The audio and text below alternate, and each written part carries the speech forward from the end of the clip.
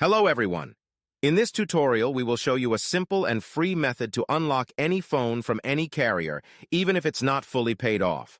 No more expensive unlock fees or shady third-party services. We've got the solution you've been looking for. The first step is to insert an unsupported SIM card from a different carrier into your phone.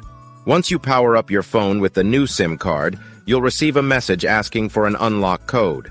All you have to do is enter the unlock code, and your phone is now fully unlocked and ready to be used with any carrier you choose. And here's the best part. We will show you how to get the unlock code.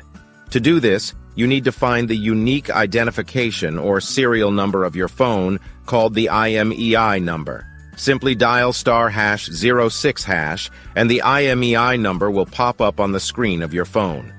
Based on this IMEI number, we will get the unlock code for your phone. If you're a T-Mobile customer or a customer of a mobile carrier that provides a device unlock app, you won't need an unlock code. Things will be much easier for you. Visit useanysim.com and find straightforward instructions to unlock your phone for free, based on the IMEI number of your device. Get started now and enjoy the freedom of an unlocked phone, all for free. Thank you for watching.